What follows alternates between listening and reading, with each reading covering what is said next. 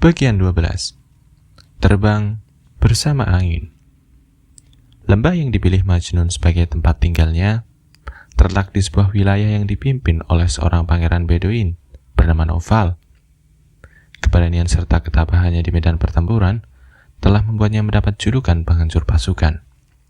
Meskipun ia menampakkan hati bagaikan singa di hadapan musuhnya, namun di hadapan teman-temannya, ia adalah orang yang sangat mudah iba. Suatu hari, Naufal sedang pergi berburu dengan beberapa orang pelayannya. Kali ini mereka berkelana terlampau jauh, melewati gurun, karena merasa terpikat oleh kemungkinan akan menangkap antelop yang telah mereka kejar dari oase ke oase. Begitu makhluk-makhluk itu berusaha untuk melarikan diri menuju persembunyian mereka di pegunungan, Naufal dan anak buahnya mulai berhati-hati terhadap angin yang berhembus kencang dan mulai mengikuti sekawanan hewan tersebut. Ketika mereka hampir merasa putus asa karena takkan bisa menangkap buruan, salah seorang pemburu melihat sekawanan antelop itu memasuki sebuah gua yang terletak di atas mereka. Naufal memerintahkan dua orang pelayannya untuk turun dari kuda dan dengan bersenjatakan busur, panah, serta belati. Ketika orang itu mulai berjalan menaiki bebatuan, perlahan-lahan mereka berjalan berjingkit-jingkit menuju gua tersebut. Merasa yakin bahwa dalam beberapa menit saja, antelop-antelop yang terperangkap itu akan menjadi milik mereka. Namun ketika tiba di jalan masuk menuju gua itu, sebuah pemandangan aneh menghentikan langkah mereka. Sekawanan antelop itu memang berada di dalam gua. Mereka semua berkerumun di dalam gua yang tak terlalu gelap. Mata-mata mereka terbuka lebar karena ketakutan dan panggul mereka gemetaran. Tapi sekawanan antelop itu tidak sendirian. Ada sesosok makhluk yang meringkuk di belakang mereka. Naufal belum pernah melihat sosok seperti itu sebelumnya. Sosok itu tak mengenakan pakaian. Pada tubuhnya yang kurus, terdapat begitu banyak luka sobekan karena terkena duri. Rambutnya kotor dan kusut terurai hingga bahunya. Apakah sosok ini hewan? Ataukah manusia? Apakah ia iblis dari dunia bawah yang datang untuk menghantui dunia ini? Ataukah ia sesosok jin yang menyamar menjadi manusia? Naufal baru saja akan meraih belatinya ketika ia mendengar sosok itu mulai terisak-isak. Naufal menoleh ke arah teman-temannya dan berbisik, "Apakah kalian tahu siapa makhluk malang ini?" "Saya pernah mendengar tentangnya," kata salah seorang pelayan. Ia melangkah maju dan melanjutkan ucapannya. Ia adalah seorang pria muda yang telah dibuat gila oleh cinta. Ia telah meninggalkan kehidupannya dan kini hidup di gurun ini. Sepanjang siang dan malam, yang dilakukannya hanyalah menciptakan soneta dan ode untuk kekasihnya.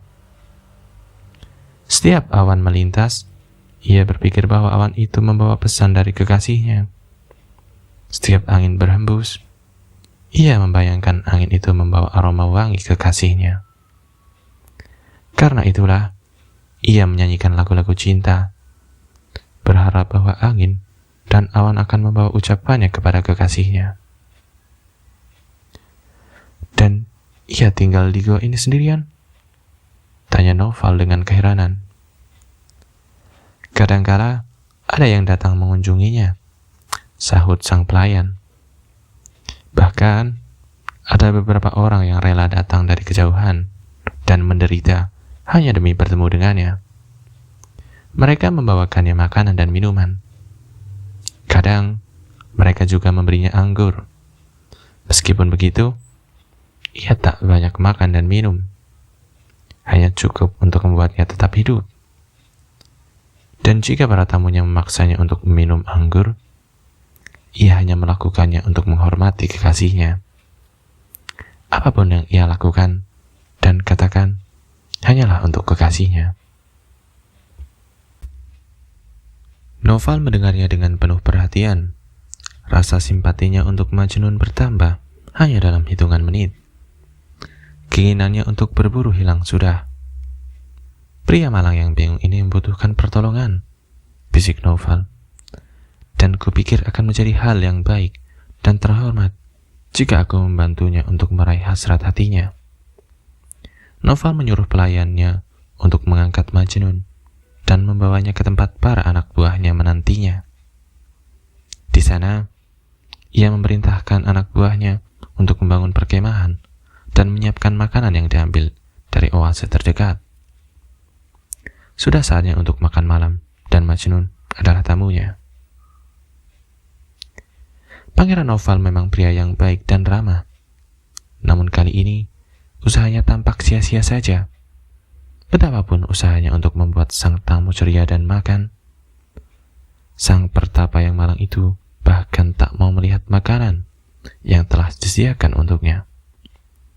Apalagi makanannya. Noval tertawa dan melontarkan lelucon-lelucon.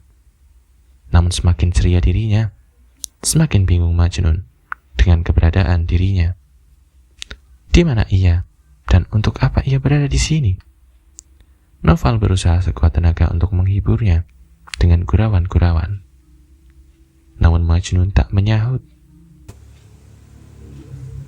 Dengan setiap ucapan yang bernada penuh kecemasan dari Noval, Majnun justru semakin jauh bersembunyi dalam tempurungnya. Merasa lelah karena tak mendapatkan reaksi apapun dari Majnun, Noval memutuskan untuk mengucapkan satu kata yang sebelumnya telah diungkapkan oleh salah seorang pelayannya. Satu kata yang ia tahu akan memengaruhi Majnun, yaitu kata Laila. Ketika mendengar nama kekasihnya disebutkan, mata Majnun membeliak dan sebuah senyuman menghiasi wajahnya. Laila, gumamnya dengan penuh kasih. Kekasihku, Laila. Lalu, dengan terhuyung-huyung, ia mengambil sepotong daging untuk dimakan dan meminum seteguk anggur. Noval telah memecahkan teka-teki itu. Yang harus dilakukannya hanyalah berbicara mengenai Laila, memuji kecantikan, sifat, serta kebaikannya, dan pastilah Majnun akan menanggapinya. Dan memang benar demikianlah yang terjadi. Sementara sang pangeran Beduin merangkai karangan bunga mawar dengan kata-kata pujiannya, Majnun menambahkan dengan sajaknya yang ibarat gemerlap mutiara. Dan walaupun sajaknya diciptakan tanpa adanya persiapan, tetap saja sajak itu terdengar semanis madu dan berkilauan bagaikan emas. Noval mendengarkan dengan takjub dan kagum. Tamunya memang seorang pria liar, namun tak dapat dipungkiri bahwa ia adalah seorang penyair hebat, ahli berkata-kata yang tak ada tandingannya. Malam hari itu, Noval telah mengambil keputusan. Ia akan memulihkan hati remuk pria malang itu. Serpihan demi serpihan, berapapun lamanya waktu yang dibutuhkannya. Kepada tamunya, ia berkata, "Temanku, engkau bagaikan ngengat yang berterbangan di malam hari, berharap menemukan cahaya lilin. Tapi janganlah kau menjadi lilin itu yang mengeluarkan air mata hangat sementara tubuhnya habis dimakan kesedihan. Mengapa kau menyerah? Mengapa kau memutuskan semua harapan? Aku memiliki kekayaan dan juga kekuatan. Percayalah padaku, dan aku akan membantumu mendapatkan apa yang telah digariskan oleh takdir untukmu. Laila akan menjadi milikmu. Aku berjanji dengan sepenuh hati. Bahkan jika ia menjadi seekor burung dan terbang ke angkasa raya tanpa batas, atau menjadi percikan api di dalam batu yang terletak di dalam perut bumi, aku tetap akan mencarinya dan membawanya kepadamu. Aku tak akan beristirahat hingga aku dapat menyatukan kalian dalam ikatan pernikahan." Majnun menjatuhkan dirinya di kaki Noval dan mengucapkan rasa syukurnya kepada Allah karena telah mengirimkan seorang dermawan yang berhati mulia. Namun ada sedikit keraguan dalam benaknya ketika ia berkata, "Ucapan Anda menggetarkan hati saya dan memberikan saya harapan. Tapi bagaimana saya tahu kalau semua itu bukan hanya sekedar ucapan belaka?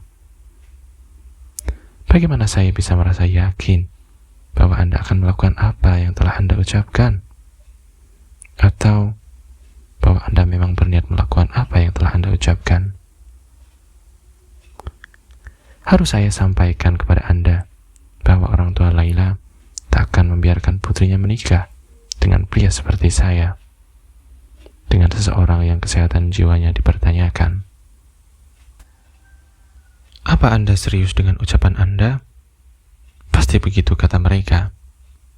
"Apakah kita harus melepaskan bunga indah yang rapuh ini dan membiarkannya dibawa terbang oleh angin puyuh? Apakah kita akan membiarkan seorang gila bermain-main dengan cahaya rembulan? Apakah kita akan menyerahkan putri kita kepada iblis? Tidak akan pernah." Ya, itulah yang akan mereka katakan. Anda tidak mengenal mereka sebaik saya. Telah banyak orang yang mencoba membantu saya di masa lampau, namun semuanya sia-sia saja. Seberapa kerasnya pun usaha mereka, tetap saja mereka tak dapat membuat takdirku yang gelap menjadi terang kembali. Takkan ada yang dapat menggoyahkan ayah serta ibunya, bahkan emas dan perak yang berlimpah, kebun dan hewan ternak yang banyak sekalipun takkan dapat mengubah pikiran mereka. Sekarang Anda mengerti bahwa sudah tidak ada harapan lagi.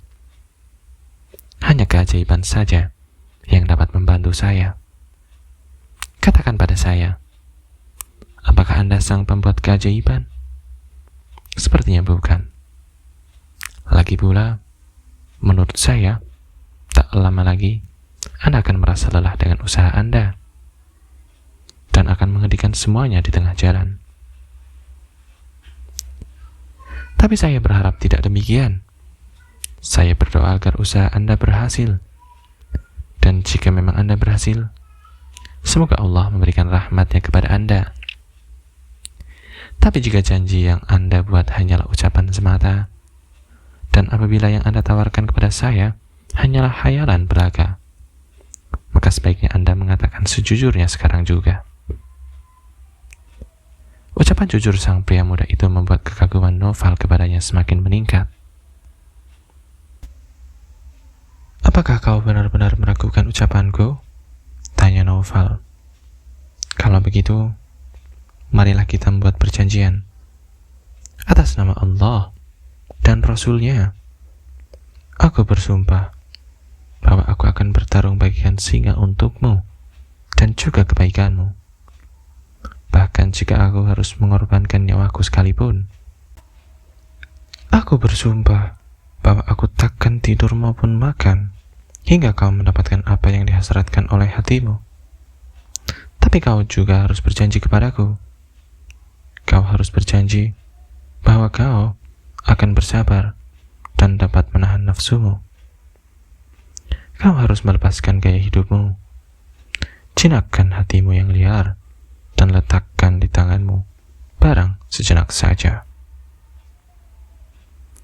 Marilah kita saling sepakat. Kau harus memadamkan api yang menyala di hatimu, karena aku akan membuka gerbang besi menuju hartamu yang sangat berharga. Apakah syarat-syarat ini dapat kau terima?" Majnun menyetujuinya. Dan dengan demikian, sebagai balasan atas bantuan temannya, ia mulai meredakan badai yang telah lama bergemuruh di hatinya. Secara perlahan, untuk pertama kalinya selama berbulan-bulan, kedamaian mulai merasuki jiwanya, dan luka yang diakibatkan oleh belati tajam kegilaannya mulai sembuh. Bagaikan bocah kecil tak bersalah, ia menaruh kepercayaan sepenuhnya pada Noval, Karena ketenangan telah kembali ke dalam jiwanya, sebuah perubahan hadir dalam hidupnya. Tanpa banyak bicara, ia meninggalkan gua persembunyiannya dan mengikuti Noval kembali ke perkemahannya di tepi kota. Di bawah perlindungan sang dermawan, Majnun tak lagi pantas disebut sebagai Majnun. Dalam beberapa hari, kegilaannya telah hilang, dan ia telah kembali menjadi Qais, seorang pria terhormat yang kuat dan berwajah tampan. Untuk pertama kalinya dalam berbulan-bulan, ia mandi, lalu dikenakannya sorban dan jubah yang telah disiapkan oleh Noval. Selera makannya telah kembali, dan ia menikmati makanan dan minuman dengan penuh semangat, dengan ditemani teman-temannya, sambil membawakan soneta serta odenya kepada mereka, dan tak lagi kepada awan dan angin. Kedua pipinya mulai kembali berwarna. Tubuhnya yang dulu bungkuk, kini tampak tinggi dan gagah seperti anak pohon yang kuat. Kelopak bunga yang dulu hancur oleh badai, kini mulai merekah kembali. Sejak ia kembali ke dunia nyata, pandangan Majnun tentang dunia dan alam pun berubah. Ia tak lagi mengabaikan halaman demi halaman buku ciptaan Allah yang dibuka olehnya setiap hari di hadapannya. Keindahan pagi hari memberikan keceriaan baginya, seolah ia baru melihat keajaiban matahari terbit untuk pertama kalinya. Senyumnya yang merekah sesuai dengan tawa jenaka sang matahari di siang hari, dan suaranya berpadu dengan burung-burung saat ia bernyanyi. Semua orang terkejut dan juga senang melihat Majnun telah kembali ke dunia nyata lagi. Jika Majnun merasa bahagia, Noval bahkan merasa lebih bahagia karena ialah yang membuat keajaiban itu. Ia bagaikan mendung di musim semi yang meneteskan percikan air di bumi yang kering. Setiap hari, ia membawakan hadiah untuk temannya yang sedang berusaha untuk menyembuhkan diri. Tak ada hadiah yang terlalu mahal atau berlebihan baginya. Ia menjaga agar Majnun terus berada di sisinya setiap waktu, menolak untuk berpisah darinya, bahkan hanya untuk 1 jam saja. Noval ataupun Majnun tak pernah mengenal hubungan persahabatan yang begitu dekat. Namun saat hari berganti minggu, lalu minggu menjadi bulan, awan hitam mulai berkumpul